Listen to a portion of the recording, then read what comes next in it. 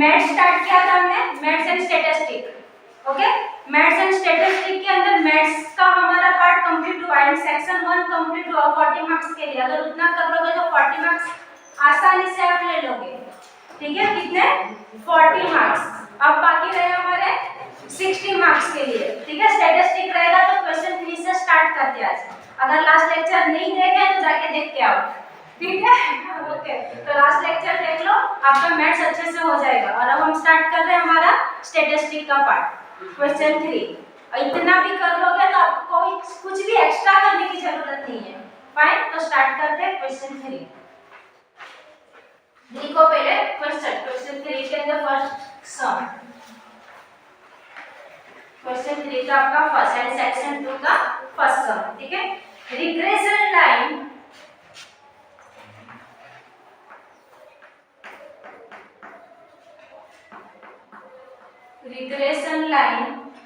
of y on x is 3x minus 2y minus 6 is equal to 0. मैं 0 बोल रही थी। Okay, 3x minus 2y minus 6 is equal to 0 and that of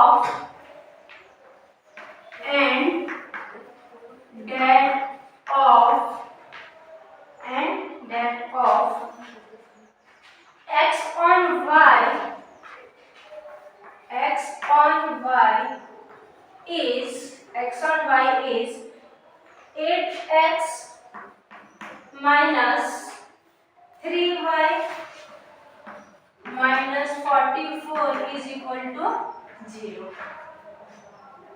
Find first thing, coefficient of correlation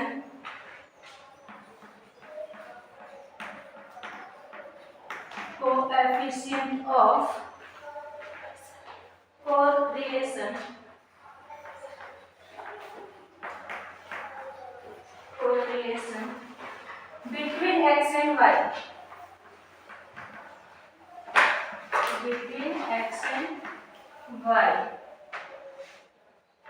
And second, mean value of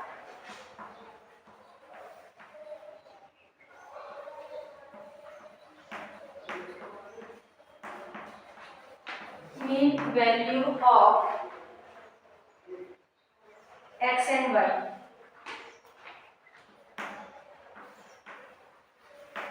ठीक है, ये question है आपका।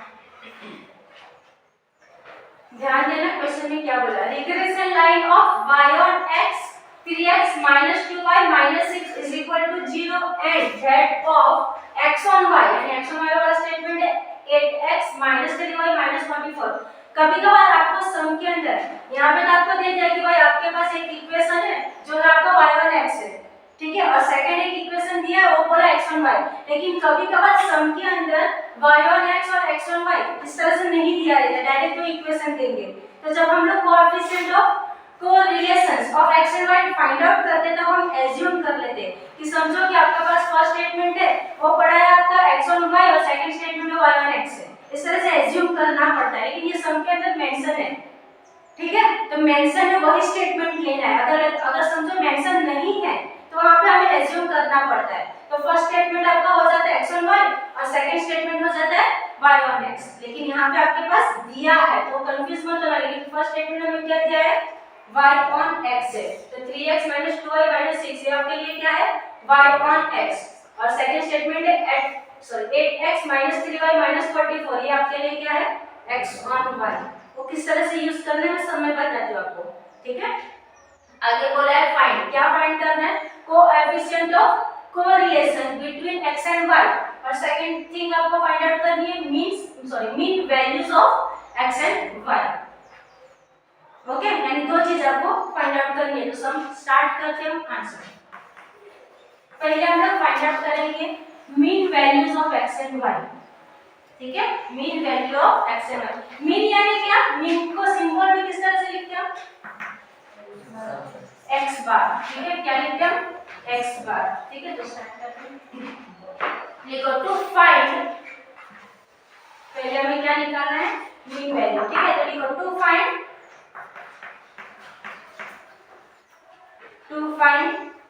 mean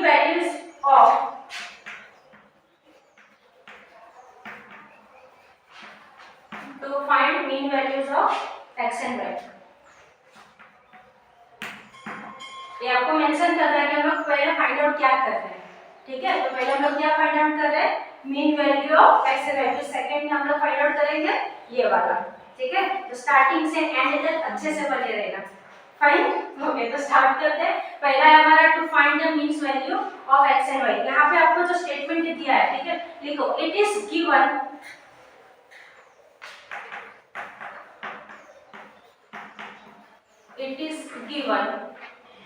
the required line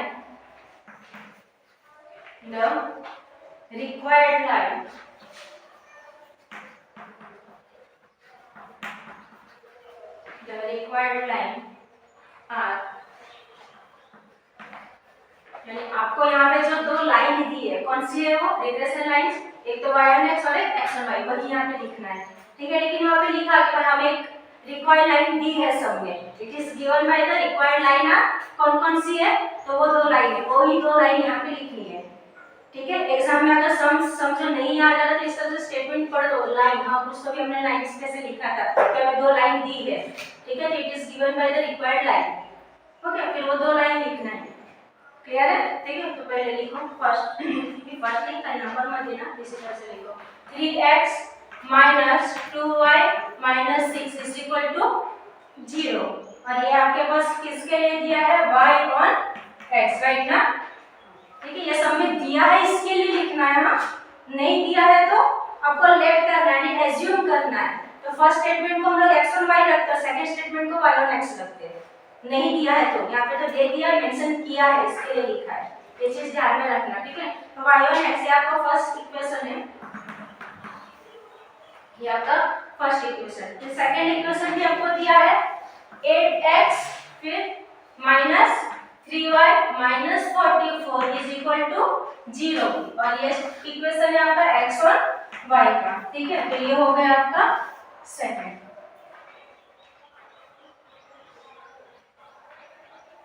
okay, अब मीन के लिए हम लोग क्या यूज करते हैं बार ना, ठीक है, कौन सा बार, ओके, मीन के लिए यूज करते हैं x बार y बार इस तरह से, ठीक है। तो ये प्रॉपर्टीज है किसकी मीन वैल्यू की, इसके लिए फर्स्ट स्टेटमेंट लिखो वहां पे as per properties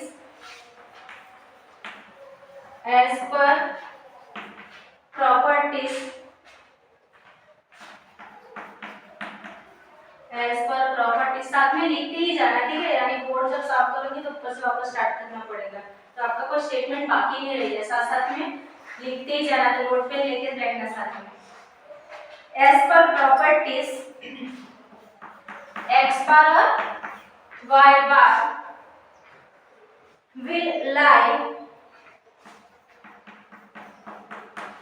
will lie on both the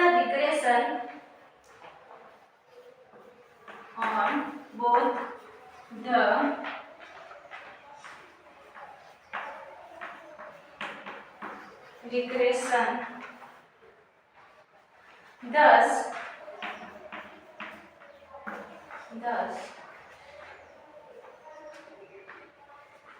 x के ऊपर क्या है डैश, y के ऊपर डैश, यानी बार पढ़ते इसको हम x बार और y बार, ठीक है। इसको इसी तरह से लिखना है कि इसके ऊपर हमें क्या करना है डैश, यानी कि बार हो जाएगा वो, ठीक है। तो लिखो first 3x bar minus 2y bar minus 6 is equal to 0। तो ये बन गया आपका कौन सा वाला स्टेटमेंट, थर्ड वाला इक्वेशन, ठीक है। वैसे ही सेम यहाँ पे फोर्थ वाला 8x bar minus 3y bar minus 44 is equal to 0। तो ये हो गया आपका फोर्थ इक्वेशन। यहाँ तक तो इजी था, समझ में आ रहा है ना, मीन वैल्यू है इसके लिए उसको कन्वर्ट किया हमने एज अ प्रॉपर्टी में उसकी, तो प्रॉपर्टी क्या थी उसकी, किसकी, मीन वैल्यू की, कि x बार और y बार उसमें कन्वर्ट करना है, यानी वही तो स्टेटमेंट को हमने कितने सारे स्टेप्स में खींचे। क्लियर है ये? ठीक है, तो यहाँ तक आपको खींचना है, ध्यान में रखना। ठीक है, 3 और 4। अब उसके बाद ये जो इक्वेशन मिले हमें उसको क्या करना है, सॉल्व करना है। तो किस तरह से सॉल्व करेंगे, मैं यहाँ तक लिख के होगा, आप लोग का सब को दो।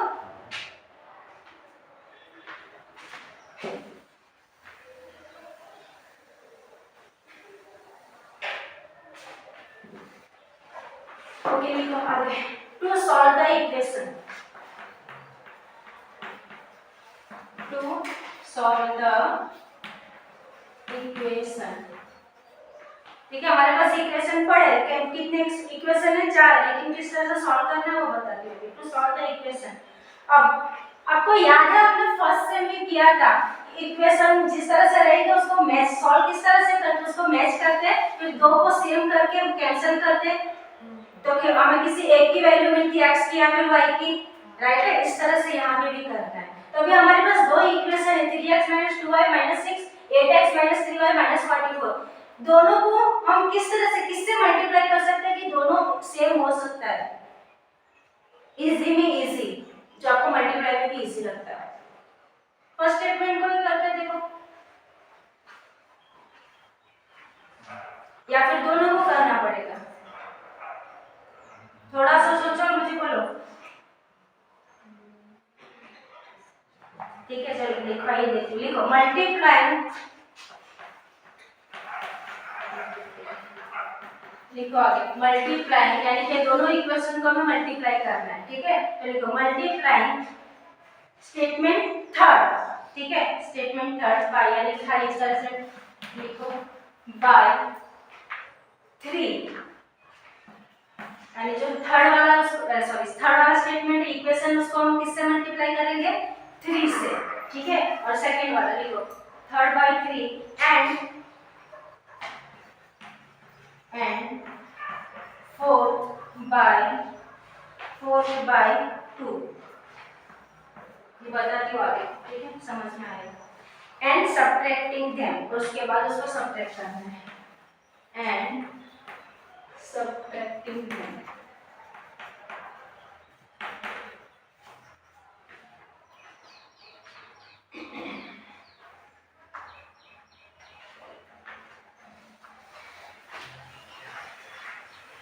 यहाँ तक समझा सबको, क्लियर है ना। अब ये जो दो स्टेटमेंट है थर्ड एंड फोर्थ, ठीक है, इसको हमें क्या करना है, मल्टीप्लाई करना है, क्योंकि दोनों इक्वेशन में से हमें सेम करना है कि एक वहां से कट हो सके, चाहे x हो चाहे y हो, कुछ भी हो। ठीक है, उसको कट करना रहता है, और हमारे पास x की वैल्यू है, y की जो बाकी रहा वो मिलेगी हमें। तो किस तरह से करना है, अभी यहाँ पे आपके पास है 3x 2y 6 और 8x 3y 44। मैंने बोला आपको यहाँ पे मल्टीप्लाई करना है थर्ड को बाय 3 से।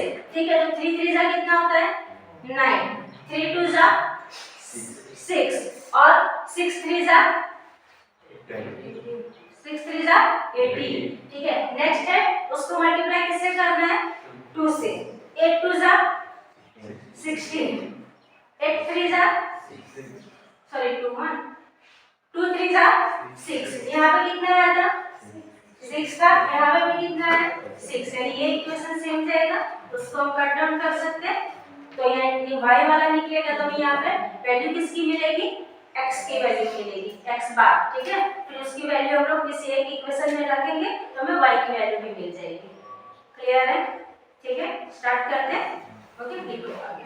तो पहले ध्यान देना, थर्ड बाय किसके साथ है, मल्टीप्लाई बाय 3। मैंने ये दोनों एक में ही लिख दिया, उसको आप अलग अलग भी कर सकते हो। ठीक है, लेकिन वो एक साथ नहीं कर देंगे। चलो लिखो, तो फर्स्ट आपके पास कितना हो जाएगा, 9x बार। कोई डाउट है इसके अंदर किसी को? ओके, लिखो 9x बार, फिर क्या है -2 और यहाँ पे 3, तो 3 2 जा 6y बार -3 और 6 कितना हो गया 18। क्लियर है? नेक्स्ट जो फोर्थ वाला है, अभी वो कितना हम किसके साथ मल्टीप्लाई करेंगे, 2 के साथ। 8 2 जा बराबर ना 16x बार फिर नेक्स्ट क्या है 2 सॉरी 3 और किसके साथ मल्टीप्लाई करना है 2 के साथ, तो 2 3 जा 6y बार माइनस 44 2 जा कितना होता है 88 और सब्ट्रैक्ट बोला है, ठीक है क्या बोला है सब्ट्रैक्ट बोला है माइनस, ठीक है। अब हमारे पास है सेम है, ठीक है, जिसको क्या करेंगे हम कट डाउन, यानी ये तो गया और बाकी रहा ये, ठीक है, प्लस माइनस माइनस, तो 16 माइनस 9 कितना रहता है 7x, ठीक है 7x का बीच में तो नहीं है, फिर ये है, ठीक है, तो 88 माइनस 80 कितना आता है, कितना आता है 70, ओके कितना होता है 70। अब आगे इसको सॉल्व कैसे करोगे, अब तो आता है कि नहीं आता है 7x कितना है 7x पर, ठीक है कितना है 70 है हमारे पास, ओके, तो इसको सॉल्व किस तरह से करेंगे x बार = 70 अपॉन 7 आता है ना ये, ठीक है, मल्टीप्लाई में कहां पे चले जाएगा डिवाइड में, fine, x bar 70 divided by 7, तो x बार कितना आया आपका, कितना आया 10, x बार आया आपका 10, ओके, x की वैल्यू आ गई 10। यहाँ तक समझा सबको, फाइन, आगे बढ़ते हैं।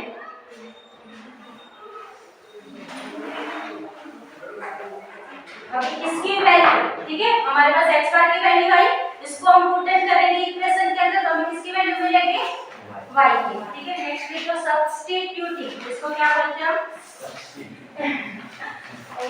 सब्स्टिट्यूटिंग, ऑटोमेटिकली मिलेगा, समझे क्या, नहीं automatically automatically, fine, substituting x bar 10 in first equation, क्या किस में रख देंगे फर्स्ट इक्वेशन के अंदर, और फर्स्ट इक्वेशन हमारा क्या था मेरे पास यही यहाँ पे 3x - 2y - 6, राइट ना, यही था फर्स्ट इक्वेशन, फाइन, चलो रख दो इसके अंदर, देयरफॉर x की वैल्यू कितनी है हमारे पास 10 - 2y - 6 = 0, 3 10 से कितना हो गया 30 - 2y - 6, अब कर लोगे, अब तो इजी है ना, चलो बताओ फटाफट y की वैल्यू आता है क्या, अब ये क्या करेंगे हम y को इस साइड ले लेंगे, नंबर्स को उस साइड, ठीक है, तो 2y = 30 - 6, तो 2y = 30 - 6 कितना होता है 24, फिर y = 24 डिवाइडेड बाय 2, तो y बार आपके पास कितना है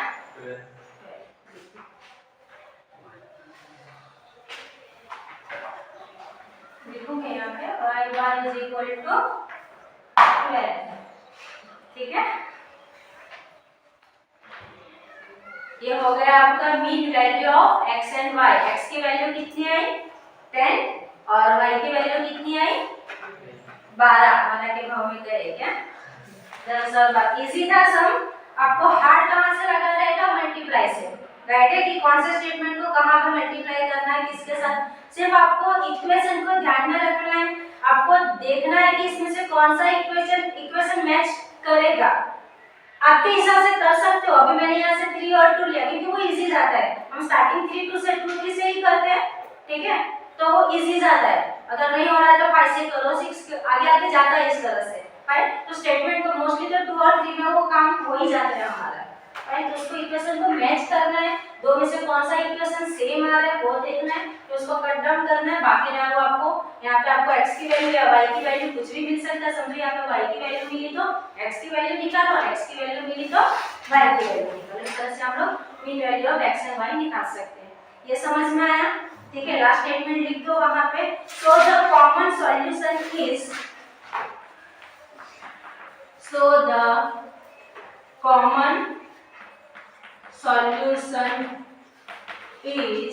so the common solution is x bar is equal to 10 और y bar is equal to 12। ये आपका फाइनल आंसर है, तो इस तरह से बॉक्स में डाल दो x bar is equal to 10 और y bar is equal to 12। ठीक है, यानी फर्स्ट स्टेटमेंट हमने कंप्लीट किया। यानी कितने मार्क्स हो गए? 12 हाफ मार्क्स। अब बाकी रहा 12 हाफ मार्क्स और 5 मार्क के लिए आता ना सम आपको, इतना बड़ा आता है ना। अब एक चीज और बाकी है, कौन सी? Coefficient of correlation between x and y। चलो अब इसके लिए ये हो गया पूरा फाइन। इसको प्रैक्टिस करना मैं आपको दे दूंगी कि कौन कौन सा और सम्स करने हैं आपको प्रैक्टिस में। ठीक है, ऐसे ही तो आप लोगों को प्रैक्टिस मिलेगा। ये सब कर दो।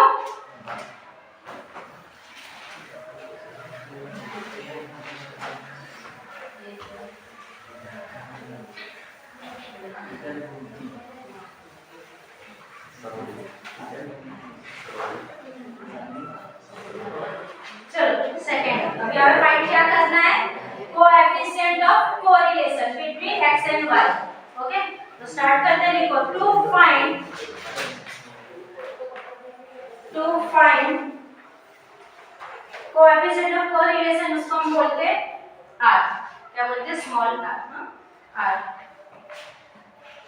the coefficient of correlation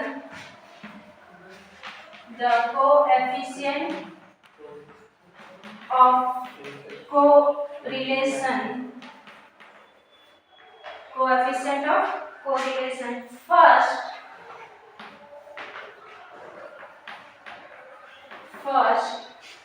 we have to find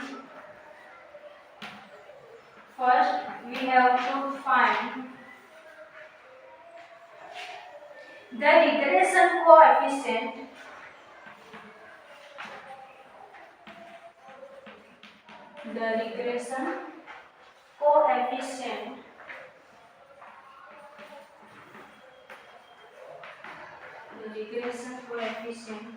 b and b1। सब में हमें बोला था regression line of ion x and x y। ठीक है, रिग्रेशन इसके लिए हमें जब भी बोलेंगे coefficient of correlation between x and y, तो ये आपको स्टेटमेंट मेंशन करना है कि जब भी फाइंड आउट करना है आपको कोएफिशिएंट ऑफ कोरिलेशन, तो पहले हमें रिग्रेशन कोएफिशिएंट फाइंड आउट करना है कौन सा? b एंड b1, क्योंकि वो फार्मूला में यूज होता है। ओके, तो पहले हमें क्या निकालना है? यहाँ पे b एंड b1, मतलब वो इजी है एकदम। ठीक है, मैंने लिखो, ये स्टेटमेंट लिखना जरूरी है आपको। b and b1 from the equation।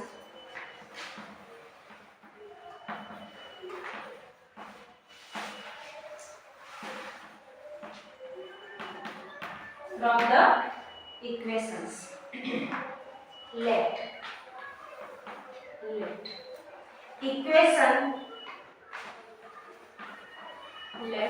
Equation ये मैंने जब क्वेश्चन लिखा है तब आपको बताया। ठीक है, क्या कि आपको y on x और x on y यहाँ पे दे दिया है।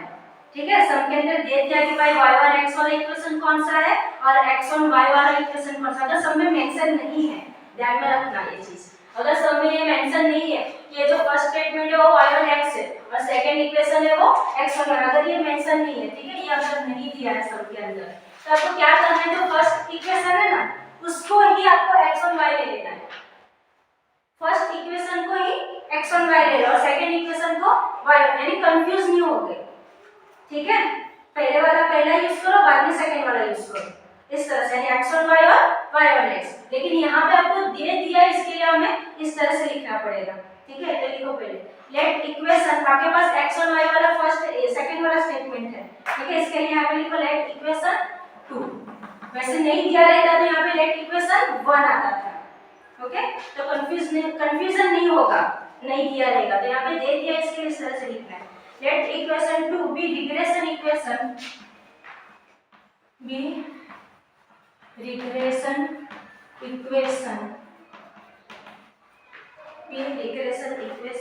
of x on y,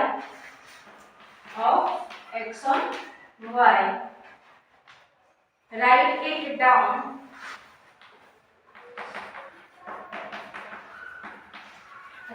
down in the standard form,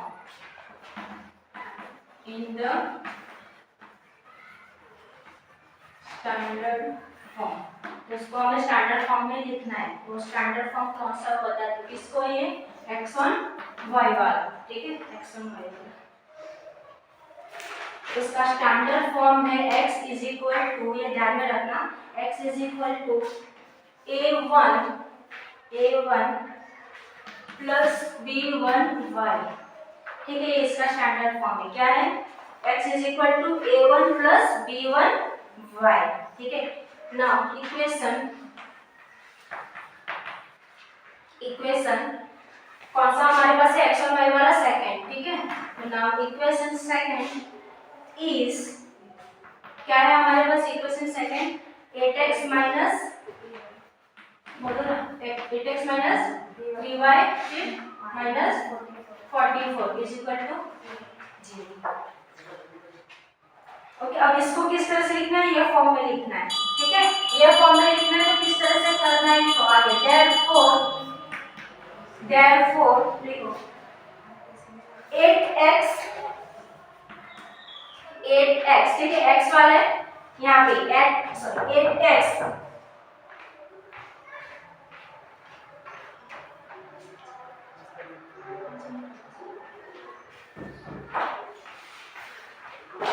ठीक है। अब क्या करना है आपको? इसको स्टैंडर्ड फॉर्म में लिखना है, ये इक्वेशन को, यानी ये स्टैंडर्ड फॉर्म है, ठीक है। तो ये स्टैंडर्ड फॉर्म में लिखना है। x वाले को इस तरह से करना है, 8x is equal to a1 plus b1y है, ठीक है। तो उसको किस तरह से लिखना है? लिख लो पहले, अभी बाद में मैं आपको बताती हूँ, ठीक है। लिखो therefore 8x is equal to 3y plus 44, 3y plus 44, समझाइए? ये इसका स्टैंडर्ड फॉर्म, ठीक है। x वाला यहाँ पे फिर क्या है? a1 प्लस b1y, जिस तरह से स्टैंडर्ड, जो आपके पास इक्वेशन है, कौन सा? x1 y वाला, ठीक है। ये इक्वेशन को स्टैंडर्ड फॉर्म में लिखना है, तो किस तरह से लिखोगे? x वाला स्टेटमेंट यहाँ पे इज इक्वल टू किस साइड, ठीक है, यानी 8x को हमने यहाँ पे ले लिया, और बाकी रहा वो आपका जो नंबर है और y वाला स्टेटमेंट, उसको हमें किस तरह ले लिया? उस साइड। और करना कुछ नहीं, यहाँ पे प्लस, इसके अलावा वहाँ पे भी हमें क्या रखना है? प्लस। इजी था ये, ठीक है। तो आपके पास क्या बन गया? 8x is equal to 3y plus 44। अब हमारे पास x है, तो यहाँ हम x को इस साइड ले लेंगे, x is equal to, next क्या है हमारे पास? 3y अपन लिख देंगे 8, 3y अपन 8 प्लस 44 अपन 8, समझा? ये 8 को यहाँ से निकाला और कहाँ पे डाल दिया? नीचे। क्लियर है ये? खाली x को इस साइड रख दिए, इसको बोलते हैं हम स्टैंडर्ड फॉर्म। फाइन, ये तो था एक, और अभी सेकंड, तो नेक्स्ट अभी ये समझ में आया, ठीक है। इसको स्टैंडर्ड फॉर्म बोलते हैं, यानी आपके पास जो x1 y है उसको स्टैंडर्ड फॉर्म में इस तरह से कन्वर्ट करना है। इसको प्रैक्टिस करना अभी थोड़ा सा डिफिकल्ट लगेगा क्योंकि फर्स्ट है, ठीक है, आपके पास फर्स्ट समय, लेकिन उसके बाद आ जाएगा ये चीज। अब नेक्स्ट इसके बाद का मैं इसको साफ करती हूँ, ठीक है।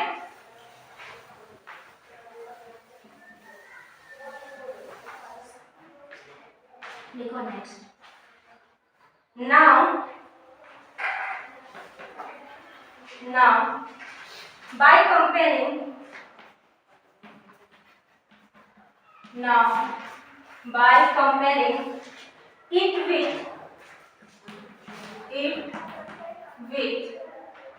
standard form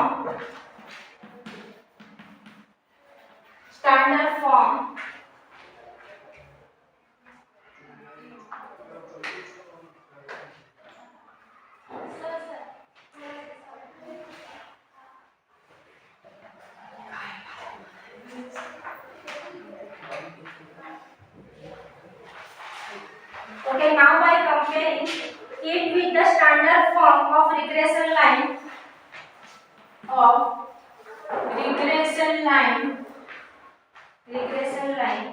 x1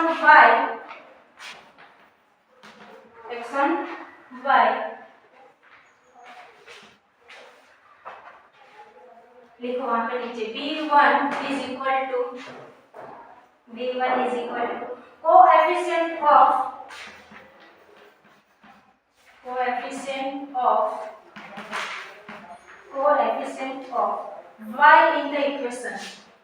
y in the equation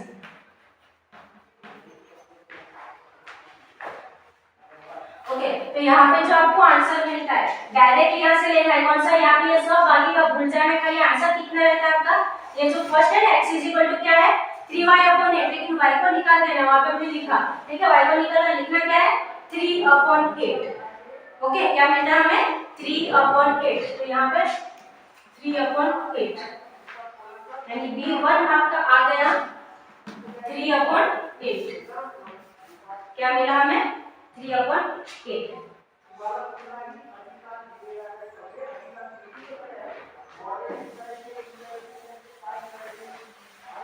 आगे लिखो, लेट इक्वेशन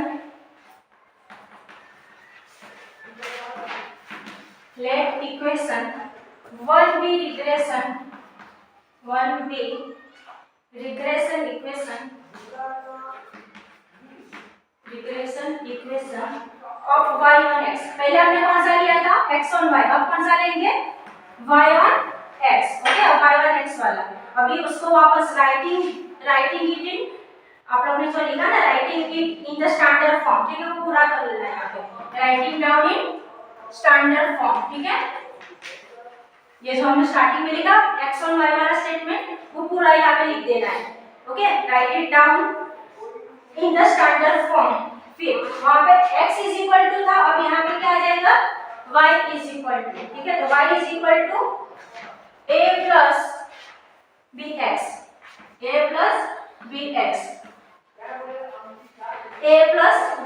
तो we have, ठीक है। नेक्स्ट आपके पास जो इक्वेशन था वो इक्वेशन लिख दो 3x minus 2y minus 6 is equal to 0, ठीक है। ये फर्स्ट इक्वेशन यही था ना y on x वाला, ओके, y on x ये वाला, ये हमने कर लिया पहले और हमें वैल्यू मिली, ठीक है, b1 की। अब हमें ये इक्वेशन यूज करना है, ओके, स्टैंडर्ड फॉर्म के अंदर। तो 3x minus 2y is equal to 0। Next लिखो therefore अब x वाले को पहले हमने साइड में लिया, तो अब किसको लेंगे y वाले को, ठीक है। तो 2y इज इक्वल टू आपके पास क्या रह जाएगा 3x plus 6, okay, 3x plus 6। therefore अब y को इस साइड ले लेंगे, इज इक्वल टू, बताओ तो क्या स्टेटमेंट बनेगा 3x अपॉन 2 और कितना है हमारे पास 6, ओके, प्लस 6 अपॉन 2, हाँ ना, इजी है, ठीक है। आगे लिखते हैं, चलो next, by comparing the coefficient of x, next लिखो अभी ये जो स्टेटमेंट लिखा था ना, by comparing with the standard form of regression line, कौन सा था अभी y on x वाला, ठीक है, वो स्टेटमेंट वापस लिखना है आपको। ये b1 की वैल्यू अब मिलेगी आपको b की वैल्यू, ठीक है।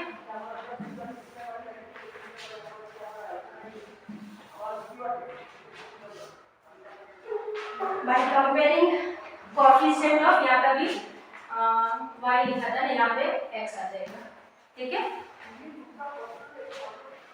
तो b is equal to coefficient of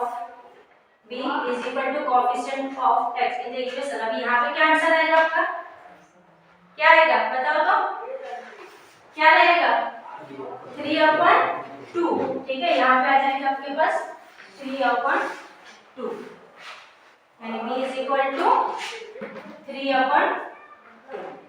चलो लास्ट स्टेटमेंट एकदम कंप्लीट हो जाएगा।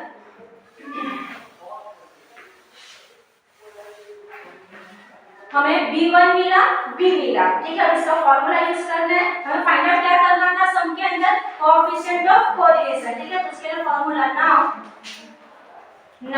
r is equal to, formula लिखो, now r is equal to plus minus square root में b इंटू b1, बस। अभी हमने ये जो निकाला, ये इसके लिए इतना रामायण किया हमने, ठीक है। हमें पहले b की वैल्यू निकालनी है, b1 की वैल्यू निकालनी है, फिर ये फार्मूला के अंदर पुट ऑन करना है, ओके। तो हमें मिलेगा coefficient of correlation between x and y, ठीक है। इस तरह से ये सम करना है आपको, प्लस माइनस स्क्वायर रूट में b कितना था आपके पास 3/2, राइट ना, b की वैल्यू कितनी थी 3/2 और b1 कितना था 3/8, okay, is equal to plus minus square root में।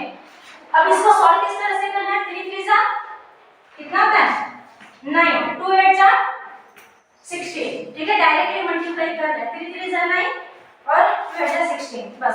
उसके बाद is equal to square root में 9 डिवाइडेड बाय 16, 9 डिवाइडेड बाय 16 करोगे तो आपको आंसर मिलेगा 0.5625, ठीक है, डिवाइड करना है इसको और फिर उसको जो आया ना आंसर उस पर स्क्वायर रूट प्रेस करो, जो आंसर आया उसको स्क्वायर रूट डायरेक्टली आपके कैलसी में रहता है, पता है ना सबको, ये जो है ना स्क्वायर रूट में x, ओके, किस तरह से करोगे, आपके पास है 9, देखो 9 divided by 16, okay, 9 divided by 16 is equal to क्या आंसर आया 0.5625 और उसका स्क्वायर रूट निकालना है, क्लियर है, तो स्क्वायर रूट निकालोगे तो आंसर आएगा 0.75, 0.75, ये आपका फाइनल आंसर, लास्ट में खाली लिख दो S value of r lies between, आपको पता है कोएफिशिएंट कोरिलेशन, इसकी वैल्यू किसके बीच में आती है, -1 से लेके +1, ये याद रखना, हां, कोएफिशिएंट ऑफ कोरिलेशन किसके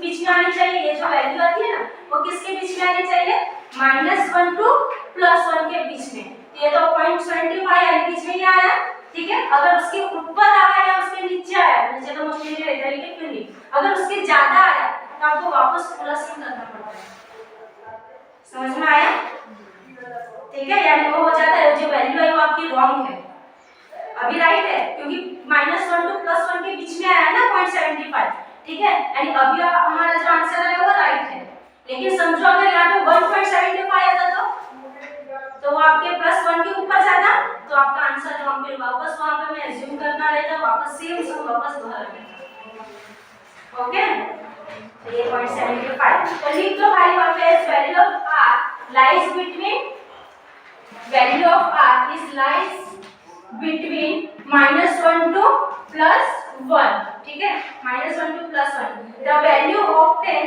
और हमें जो वैल्यू मिली है वो कितनी है 0.75, तो S B B1 are positive, S B and B1 is positive, R is also positive, R is also positive, ठीक है,